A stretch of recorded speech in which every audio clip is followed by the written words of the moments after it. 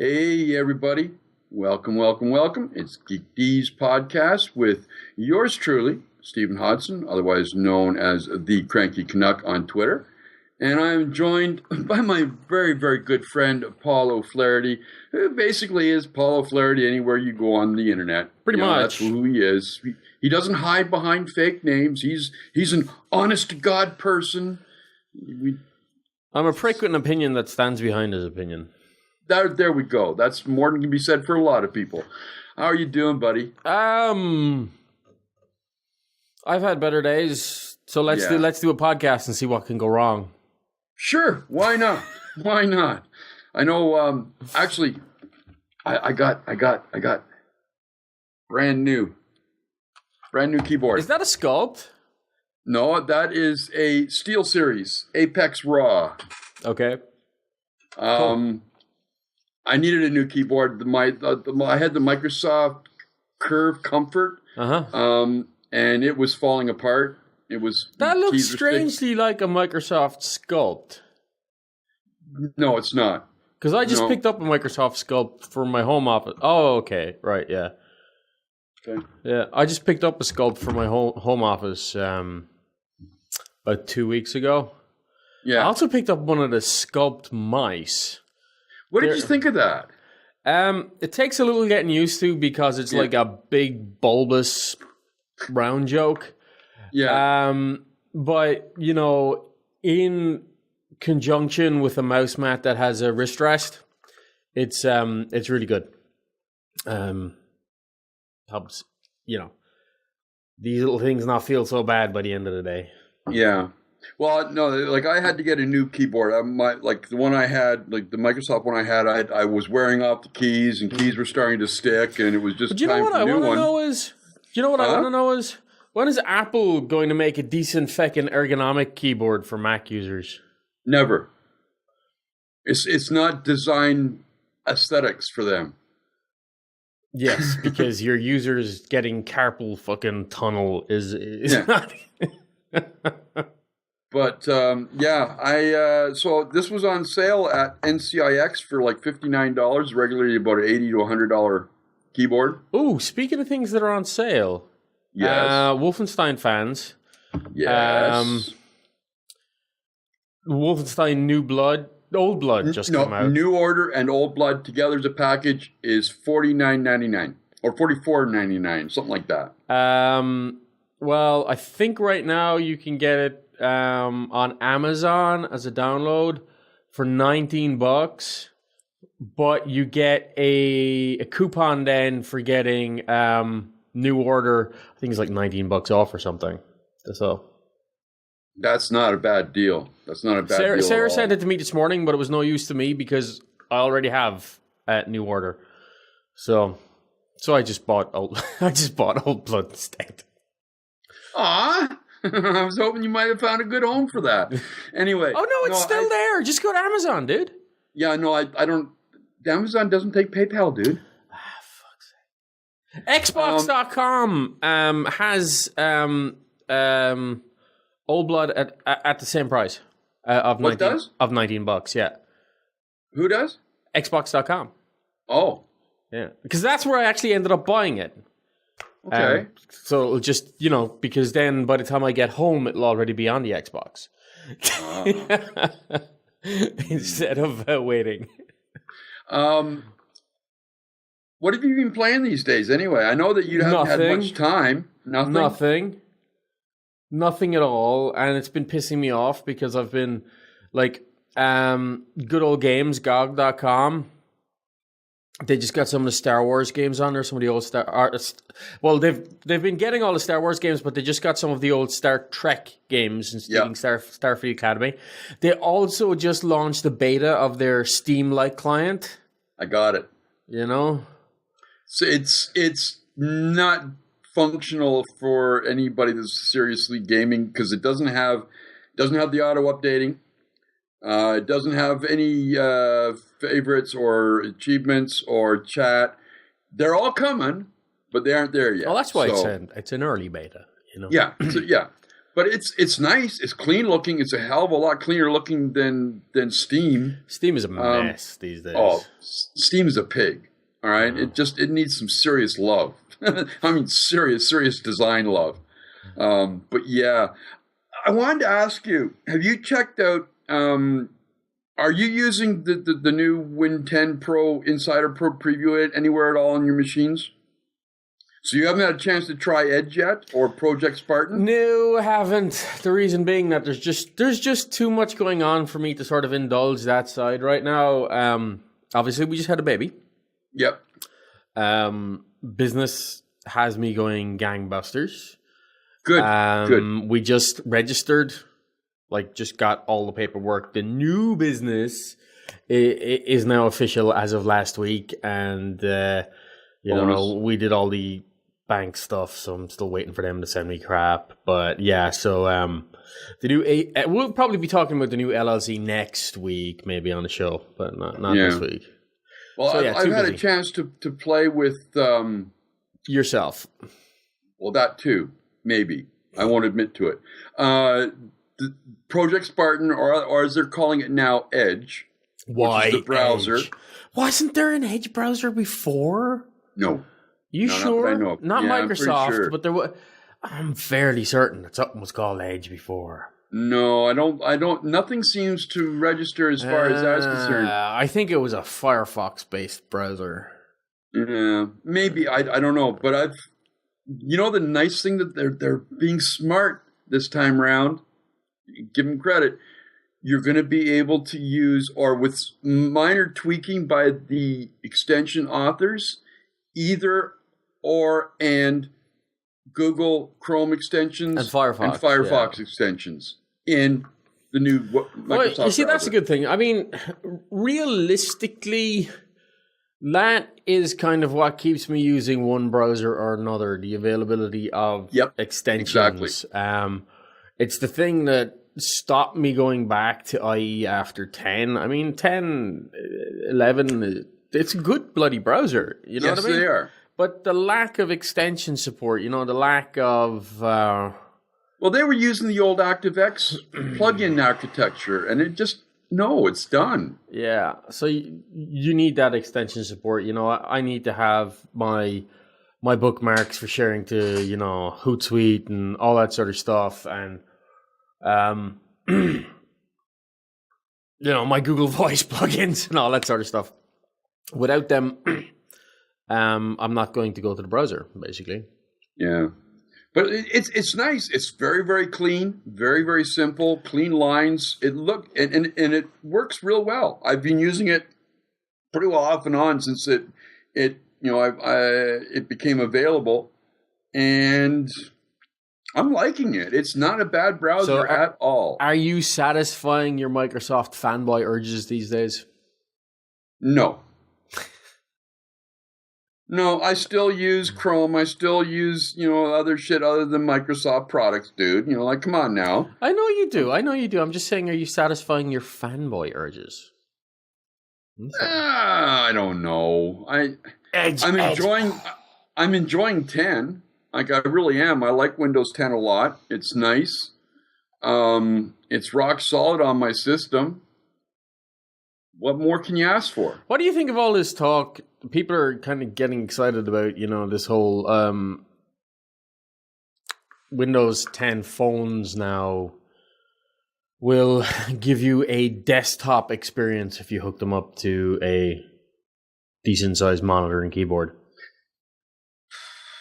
I don't see why it shouldn't.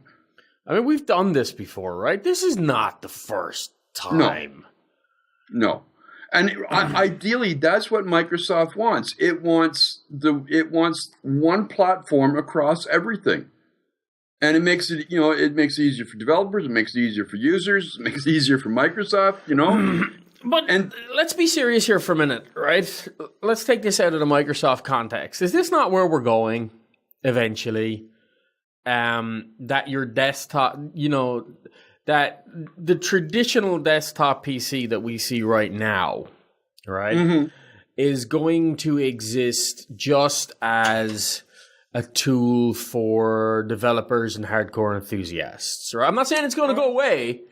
Oh no, it's not going to go away. I'm just going to say that it's going to be. It's going to be for people like us, right? Yeah, but I think your average PC user, I'm going to call him PC user, is going to be on a smartphone, and you'll bring the smartphone home and you'll like dock it, and when it docks, it becomes your home computer, and the form factor should be thin enough that if you want it to be a tablet, you just drop it into something else. You know what I mean? Or who was it that had that combination tablet phone where your phone you put it into the back of the tablet and it became the guts of the tablet? Yeah, but that's what I'm talking about. I'm talking about, isn't that kind of the predictable future for sort of the end, the most average user? End user right now? That because your phones are getting powerful. Look at the new fucking iPad, or not iPad. Look at the new MacBook Air, right? There's fuck all power in it. It's absolutely, it's like a fucking fancy Chromebook. There's bugger all power in it. But if that's it's 3/4 battery. Yeah, but if that's all you need, well, you could do that on your phone. So why not just dock your phone to a screen? You know what I mean? There's going to be, I see that as being the kind of thing that has a whole market for basically enclosures for phones. Yep. Rather than buying a whole computer, you buy an enclosure.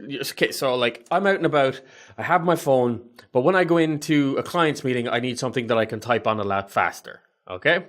So I just have like an enclosure, like a MacBook Air shaped enclosure that I just slide my phone into, and all of a sudden, boom, and it's got, it can charge itself too.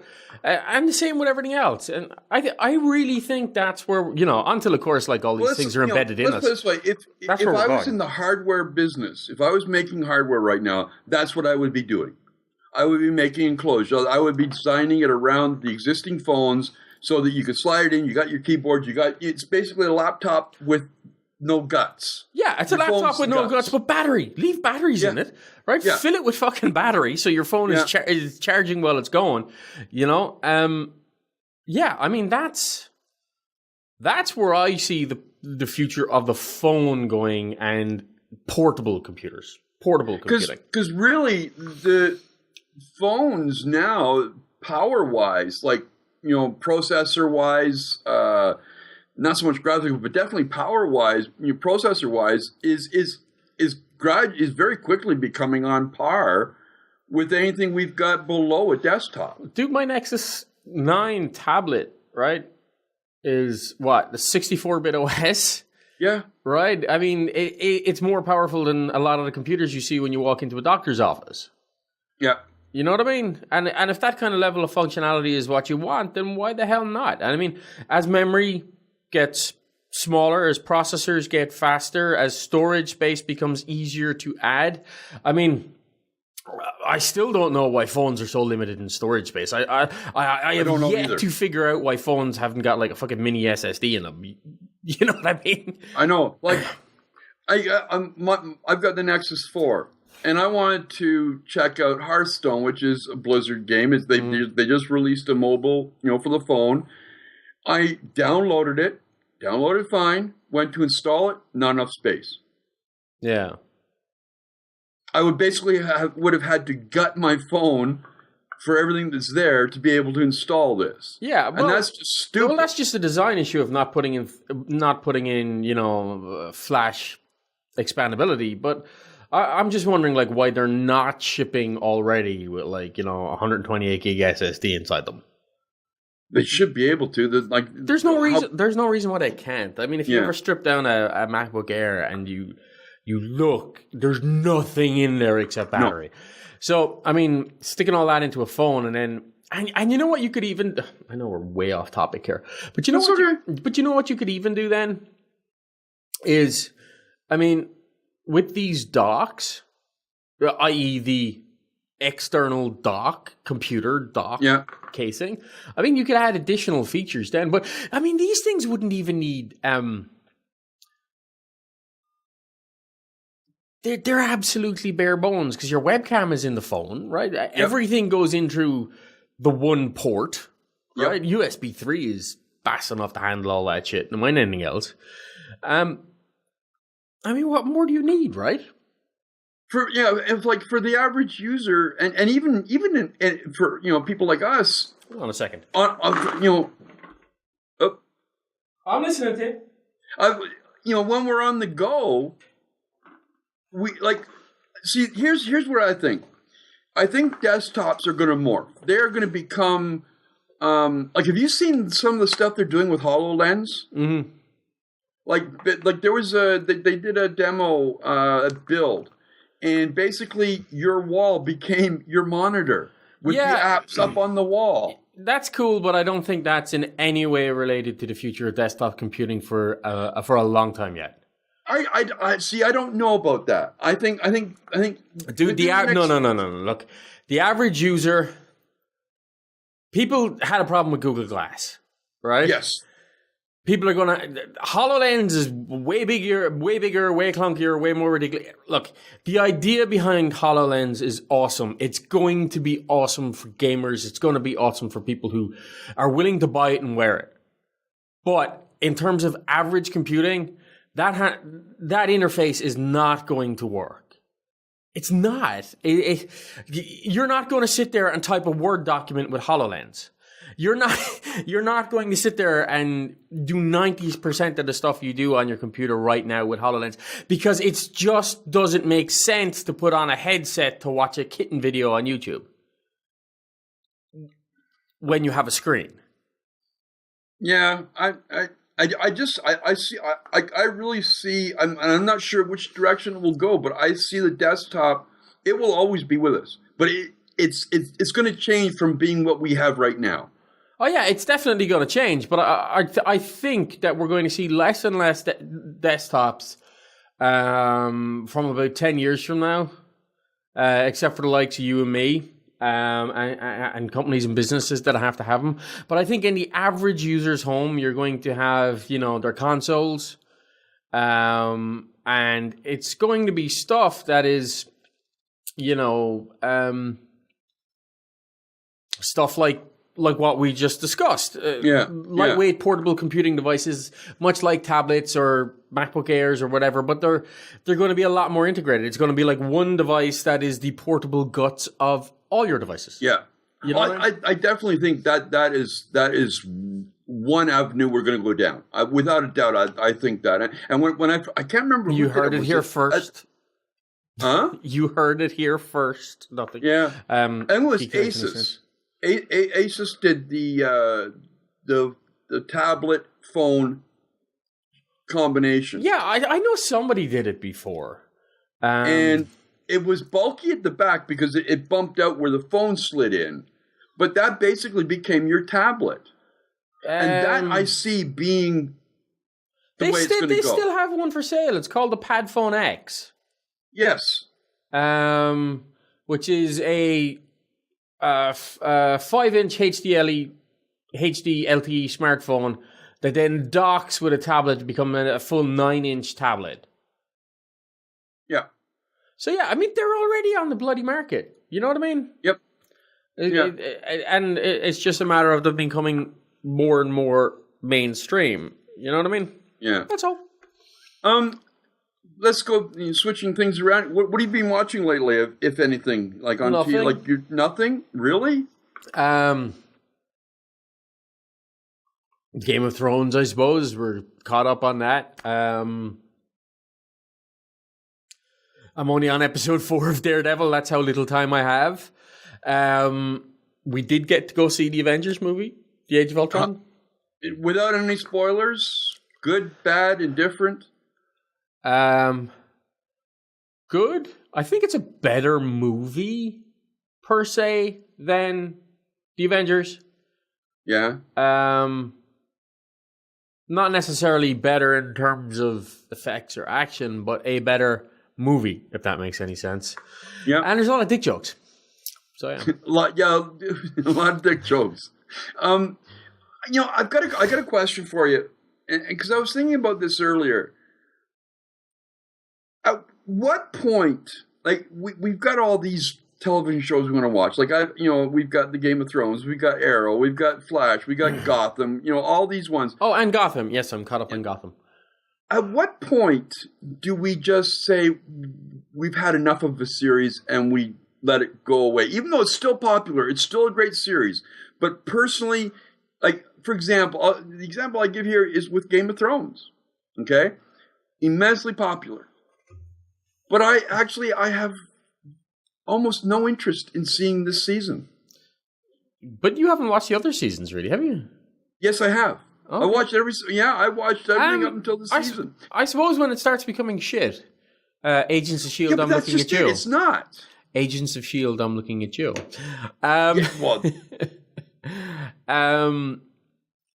Well, for people who are fans of the series and fans of the books, it really is going to come to a point of where it's shit. But the problem is that you are not your atypical viewer.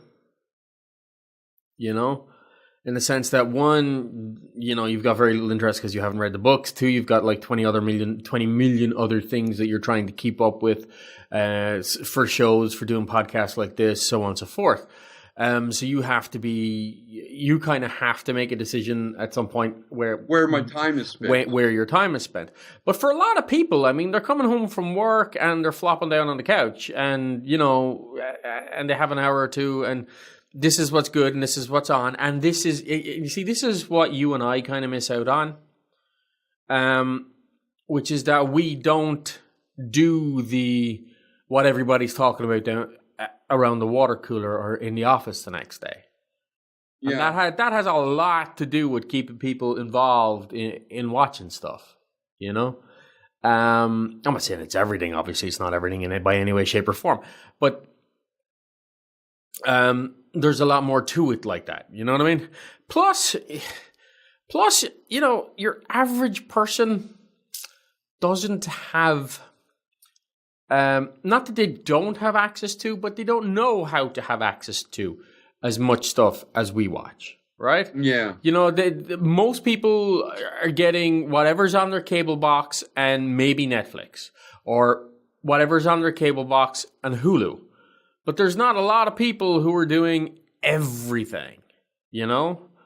And those people are probably more discerning. The people who are doing everything are more discerning. Now, I'm not saying that there's not a lot of people who aren't doing everything, but in comparison to the general population, we're still a very small portion. So I think that's the difference. Because I know for me, like, there's been very, very few, and this is going over a long period of time. There's very few shows that I have basically stuck with from beginning to end. At some point, I just say... But that's just because you're a quitter, Fuck you, I am. Hey, listen, I stuck with Criminal Intent. I stuck with, almost all of Law and Order.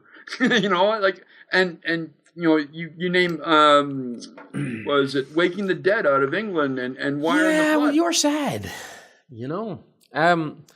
You see, we take a very different approach to it. We don't watch something unless we've already figured out that it's good or heard that it's good or been informed that it's really, really good by multiple sources. And then we will go give it a try.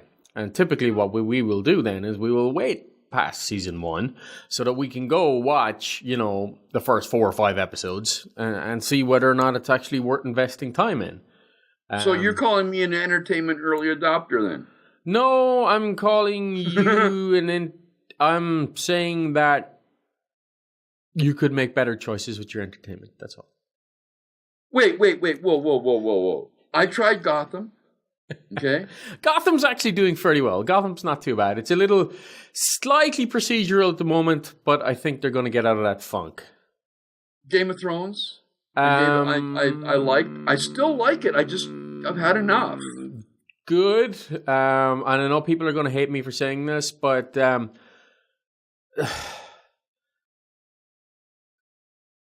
amount of violence and nudity has seriously decreased in Game of Thrones. And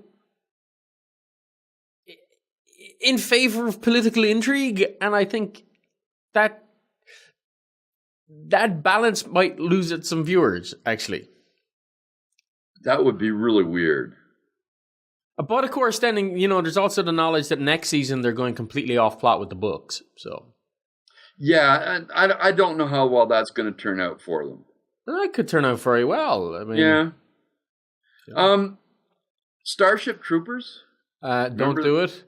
You know, look. Here's the thing. I haven't seen anything about this other than the headline that you dropped in, which just says that Starship Troopers could resurface as a TV series. Yes.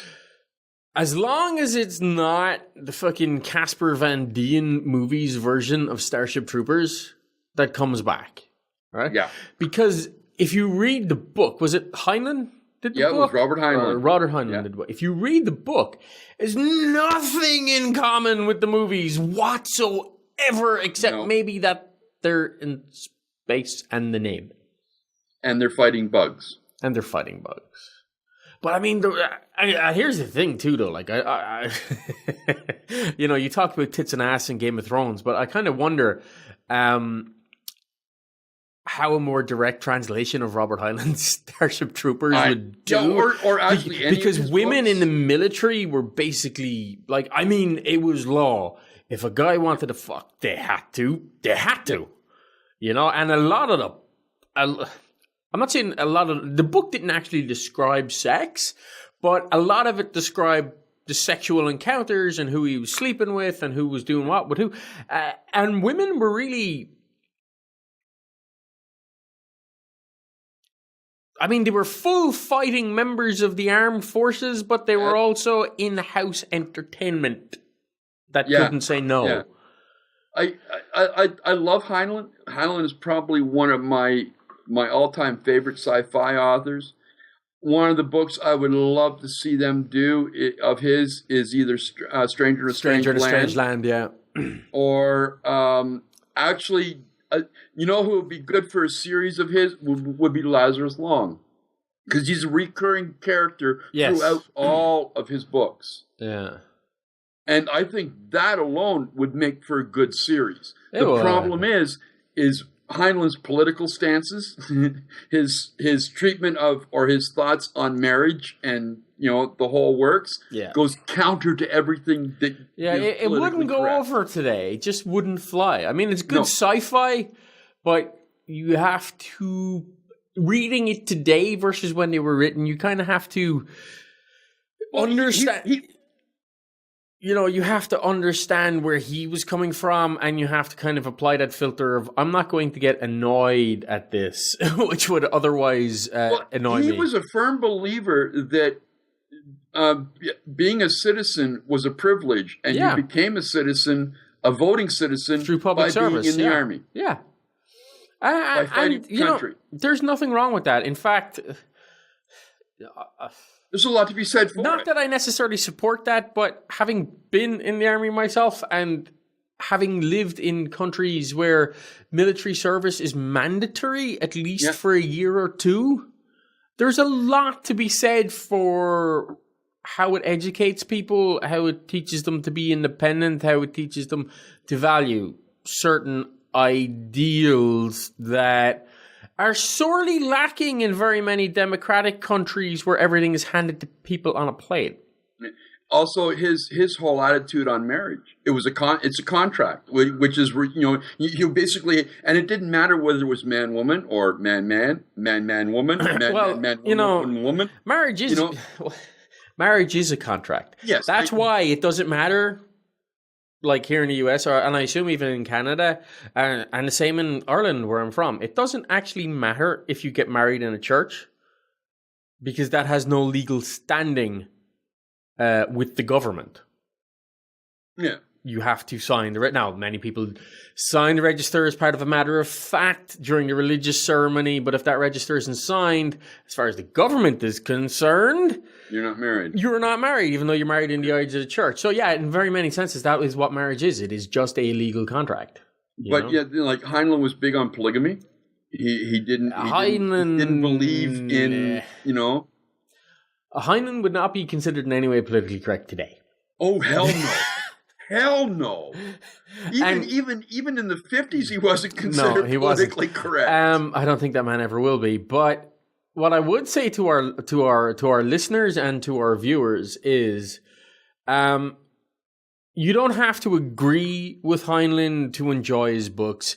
You don't have to agree with Heinlein to see a larger vision, to see, to get a really good story and experience. And you know what? It's good to be opened up to new ideas and to opposing ideas so that you can figure out where you actually stand. Because the only way to validate your opinion is by challenging it with others, and not by living in an... This is a conversation for nothing serious rather than this show. But not living in an echo chamber of opinion, which is unfortunately what so many of us do these days, because we surround ourselves online and off by people who support our opinions rather than challenge them. Yeah, like the one thing I will say is there is a reason why Robert A. Heinlein is considered the grandfather of science fiction. His impact on the whole sci-fi genre is amazing. Yes. You know, so he's like Stanley Kubrick to space opera. Yeah.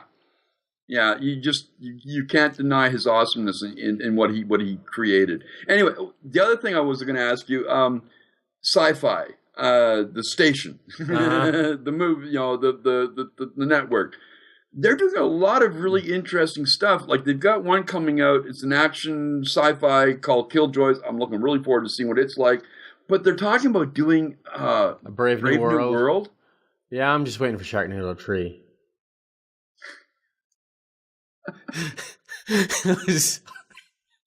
I just want to see how much further downhill Tara Reid can go. Brave New World could be a good fit.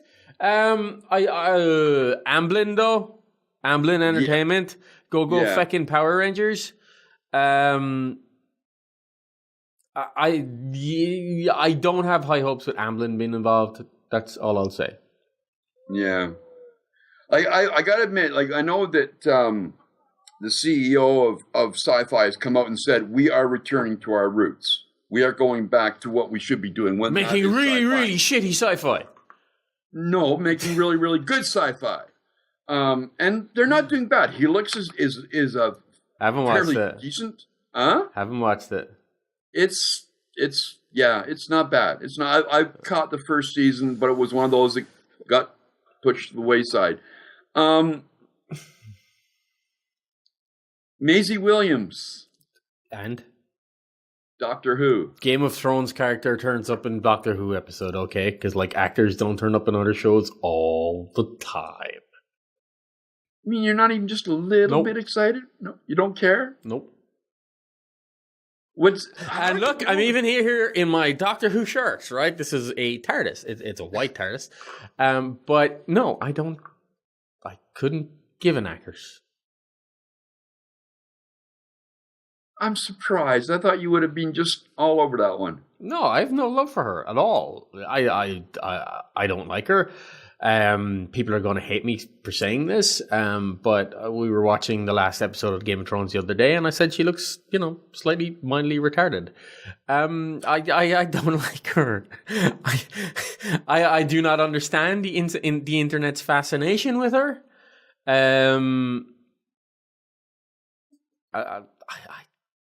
I'm sorry. She's probably the nicest person in the world. But all I know about her is what she does in Game of Thrones and the fact that the internet has a ridiculous hard-on for her, and I can't understand either. What about her partner on Game of Thrones, the one who plays Sansa Stark, showing up in the next X-Men film? Well, let's see. Let's give somebody who's moderately famous a role just because they're already a ginger. Okay.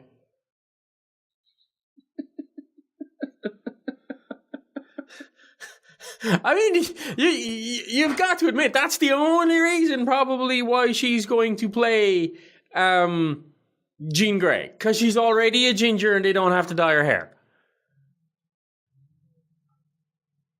You're just a sourpuss. I'm just calling it like I see it, man.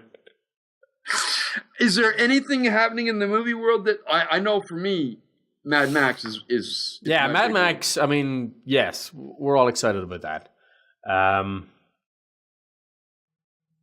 Not in any way excited about Captain America 3. Why is that? Everything I've read about it, there seems to be that they're going into this over-the-top approach. I mean, the Avengers movie had a lot of people in it, a lot of characters. Yeah. Age of Ultron had a lot of characters in it. Captain America 3 is going to make these look like they were like a house party versus a stadium party in terms of number of characters introduced. I can only assume that the only reason for introducing that many characters is because they're going into you want to set up a crap load of story arcs. Yeah. But when you dedicate that much of a movie to setting up story arcs, you leave nothing for the movie that's happening.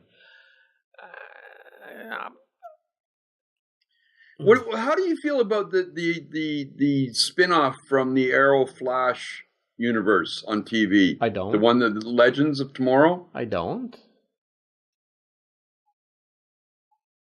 Because basically what the latest I've been reading on that is it's going to be pulling together the heroes and the villains into one group to fight some time criminal or whatever. Do you know what the problem is?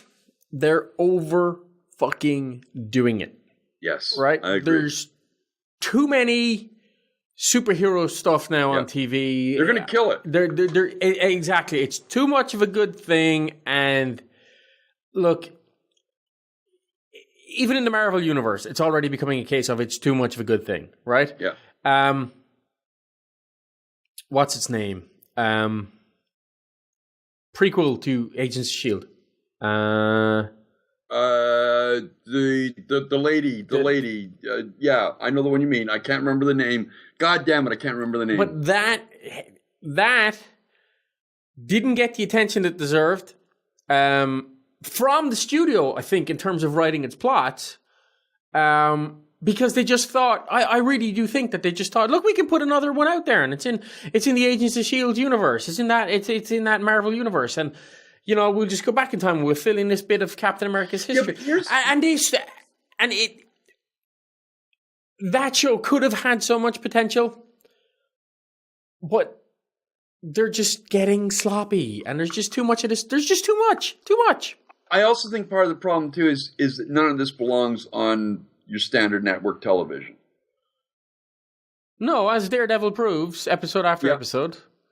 Yeah. I've finished the whole Daredevil series, and they did it. They rescued that character from oblivion.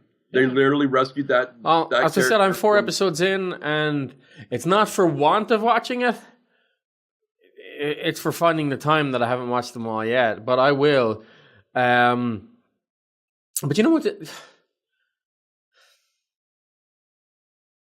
We need a break from superheroes. We need a break from superpowers. We need just to go on to something else. And, even Star Wars isn't getting me excited. I'm not excited about that at all. At all. Because this next movie, we've seen enough behind it. It's obviously Luke Skywalker's child. They haven't said anything. They haven't said anything about who the mother is. I'm going to assume, going by the books, that it's Mara Jade. But I don't know how they're going to work that in because she was Vader's secret apprentice. So I don't know how that's going to happen. But anyway, Luke has a child. It's a girl. Han Solo is back. Because they're making... Yeah, we're home, Chewie. We're home, Chewie. I wonder what that means. Does that mean he's back in the Millennium Falcon, or he just finally made his way back to fucking Tatooine after fucking 40 years or something? Chewie, by the way, doesn't look any different. Han, on the other hand, looks like he's really, really, really trying to push the studios for that last final Indiana Jones movie, which they only came out and said within the last few days that yes, they haven't written a script yet, but they're going to do another Indiana Jones movie. Yeah. Let's just not have Shia LaBeouf in it, please. I can put up with geriatric Indiana Jones as long as I don't have to put up with Shia LaBeouf. Yeah, exactly. Right? Exactly. And then we have the next Star Wars movie after this has already been talked about, and it's standalone. It's a backstory film about Boba Fett. See that one I would want to see, because Boba Fett to me is I would like to know his story. I really would. But the problem with it is there can't be any suspense and intrigue. I'll tell you why. No matter what happens, Boba Fett lives. Yes, I know. Right? Because otherwise he can't be cloned. He can't become Jango Fett. No, sorry, I'm wrong. Jango Fett is Boba Fett's dad, correct? I don't know. I don't know. But no matter what happens, we know when Boba Fett... Yeah, Jango Fett is Boba Fett's dad. Boba Fett is Jango Fett's clone, right? But he's the unaltered clone kept for him. But no matter what happens, we know when he's born, and we know when he dies. Yeah. So other than going off and becoming this like Mandalorian bounty hunter, his adventures as a bounty hunter, but there's never going to be this moment of, oh my God, is he going to die? Yeah, because it's like everything that happens in Star Wars is like there's six characters in the cockpit of this ship and we're under attack. There's no way we're going to die. Yeah, they need to have George R.R. Martin come in and do a fucking Star Wars script, kill everybody and off. Just because then you'd never be sure who is going to live and who is going to die, and that would be awesome. Is there anything movie or television wise that is even slightly exciting you or that you're looking forward to? Other like I know for me, it's Mad Max. Mad Max, that's about it. I'm definitely not getting excited about Terminator Genesis, I'll tell you that much. No, neither am I. Emilia Clarke, she's the mother of dragons, Daenerys Targaryen in Game of Thrones. We're big Game of Thrones fans. But do I see her taking on the role of Sarah Connor? I'm sorry, there hasn't been a good Sarah Connor since Linda Hamilton, who was the original in the 80s movies. What's her name? One in the TV series? She did an okay job, but she was too moody, too pissy, I can't remember her name now, but she's the one that plays Cersei Lannister in Game of Thrones, the glue that binds the universe together. So, I don't know. And of course, I don't know if we ever talked about this on this podcast, but the problem with doing a Terminator movie is this, right? There's a website out there, I forget the name of it, but if you look it up, it'll explain it to you. They try to explain all temporal events in movies, right? Yeah. So anytime there's a time travel event, they explain what's going on. And when you watch the first Terminator movie, where Kyle Reese comes back through time and the Terminator comes back through time, what they're not telling you in that movie is in order for the time travel to make sense, there already has to have been a time travel event at which point the future got rewritten. Yeah. All right?